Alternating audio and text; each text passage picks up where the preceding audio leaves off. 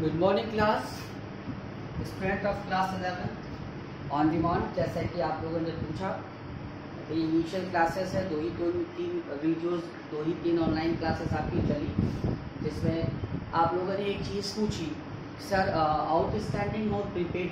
Actually में mention तो ये था outstanding salary and prepaid salary को बताइए, but you know the term outstanding and prepaid I am going to explain.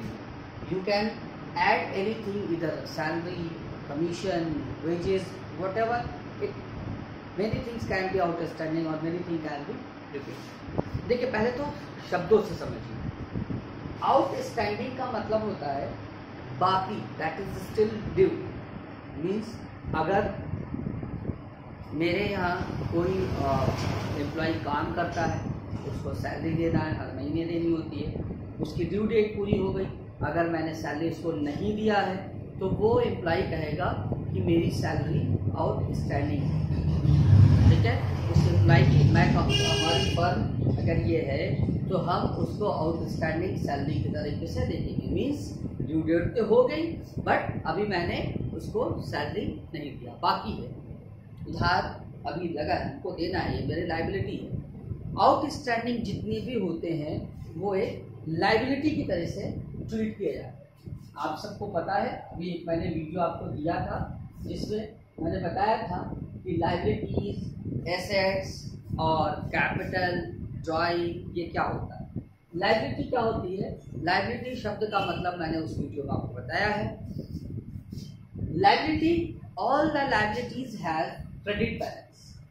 कितना क्या होता है? सारे के सारे लाइबिलिटीज का क्रेडिट बैलेंस होता है। ठीक है, और आउटस्टैंडिंग भी फर्म के लिए एक लाइबिलिटी होती है। मीन्स मैंने आपको समझाया, अगर आउटस्टैंडिंग सैलरी है मतलब ड्यू डेट हो चुका है लेकिन हमने अभी उसको सैलरी नहीं दिया। अब आते हैं प्रीपेड पर। प्रीपेड क्या होता है? प्रीपेड, जैसे कि आपको इसको समझना थोड़ा आसान है। प्रीपेड, पहले शब्द समझिए, प्रीपेड, पेड चुकाया पहले, प्री मतलब प्री मीन्स पहले ही चुका दिया। दूसरी चीज, इसका सिनोनिम्स एडवांस भी होता है। थर्ड थिंग, आप सभी मोबाइल यूज करते हैं, there are two types of SIM. First is prepaid and second is postpaid. Prepaid में क्या होता है कि प्रीपेड अगर हम मोबाइल यूज करते हैं तो पहले पे कर देते हैं, बाद में उसका इस्तेमाल करते हैं। ठीक है, बिजली की बिल आपके घरों में अभी कुछ मेट्रोज में हुआ है कि बिजली की बिल भी प्रीपेड हुआ हो चुकी है, लेकिन हम लोग की तरफ यूपी में, खासकर यूपी ईस्ट में ज़्यादातर जगहों पर अभी बिजली ऐसी है कि पहले हम बिजली को पावर को कंज्यूम कर लेते हैं, उसके बाद मंथली बिल आती है तो हम जाके चुकाते हैं। ठीक है, जैसे आप स्कूल में पढ़ते हैं, वैसे तो स्कूल में जो ड्यू डेट होती है 15 को आपको अपनी फी पे करना होता है, लेकिन अगर आप महीने के लास्ट में करते हैं, मतलब पहले आपने सेवा ले लिया, पहले आपने जो सर्विस लेनी थी वो यूज़ कर लिया, बाद में उसका पेमेंट कर रहा है। ठीक है, दैट इज पोस्टपेड। पोस्टपेड क्या होता है? पहले सेवा ले लेते हैं फिर उसके बाद पेमेंट करते हैं। प्रीपेड का मतलब नहीं, पहले पैसा दीजिए बाद में, मतलब पहले चुका दीजिए। प्रीपेड का मतलब पहले चुका जाए, पहले पैसा ले लेते हैं बाद में उसका यूज करते हैं। जैसे मोबाइल को हम रिचार्ज कराते हैं, पहले कंपनी को 300 रुपये, 400 रुपये, 500-600 रुपये जो भी है हमने दे दिया कंपनी को, अब उसको 2-3 महीना हम यूज करेंगे, दैट इज प्रीपेड। तो प्रीपेड अकाउंट्स के टर्म में ये एसेट्स होता है, चाहे प्रीपेड के आगे आप कुछ भी लगा लीजिए, ये प्रीपेड सैलरी हो, प्रीपेड वेजेस हो, प्रीपेड कमीशन हो, anything. Prepaid is an assets and all the assets have debit balance.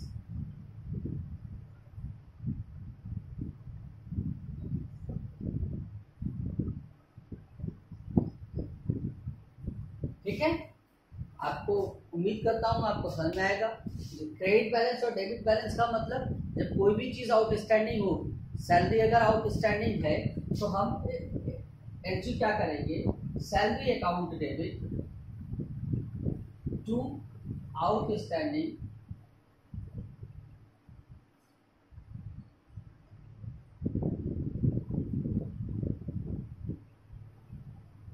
Salary amount जो भी हो, मैंने एक एग्जांपल दिया है समझाने के लिए, salary account debit to outstanding था। तो आपने देखा सैलरी क्या हुई है, क्रेडिट हुई। मैंने लिखा आउटस्टैंडिंग क्या होता है, लायबिलिटी, सारे लायबिलिटीज का क्रेडिट बैलेंस होता है। अब अगर इसी तरीके से आपने प्रीपेड, अगर ये सैलरी प्रीपेड है तो क्या एंट्री बनेगी, prepaid all prepaid is known as assets और all the assets have debit balance. तो क्या करेंगे, prepaid salary account debit to cash amount जो भी हो, समझिएगा प्रीपेड वाले को, एलजी को खासकर मैं समझाना चाह रहा हूँ। प्रीपेड सैलरी दी आपने, प्रीपेड सैलरी का मतलब एडवांस। आपके यहाँ जो एम्प्लॉय काम कर रहा है उसका ड्यू डेट अभी नहीं हुआ, किसी भी कारणवश उसने कहा, मालिक से कहा, अपने हिसाब से कहा भाई पैसा दे दीजिए, उसको ज़रूरत है, तो आपने उसको सैलरी दिया। जब सैलरी दे, प्रीपेड मतलब सैलरी दिया, प्रीपेड सैलरी, क्योंकि ड्यू डेट नहीं हुआ, तो प्रीपेड सैलरी जब भी आप देंगे तो आपके पास से, आपके फर्म से कैश जाएगा। इसलिए हम क्या करते हैं, prepaid salary account debit to cash. और जब सैलरी की ड्यू डेट आएगी, जैसे अगर आपके यहाँ का जो एम्प्लॉय है, ये अप्रैल का महीना है और अपने आपके एम्प्लॉय की जो ड्यू डेट है वो 30 अप्रैल को कंप्लीट होती है, मीन्स आपको 30 अप्रैल को उसको पैसा देना है, और आज है 18 अप्रैल। अगर 18 अप्रैल को आपने उसको पेमेंट कर दिया तो आप एंट्री 18 को ये एंट्री बनाएंगे, prepaid salary account debit to cash, ठीक है। जब 30 अप्रैल आएगा तो सैलरी विल बिकम मैच्योर, मतलब 30 तारीख को उसको सैलरी देना होगा। तो आप क्या करेंगे, salary account debit to prepaid salary.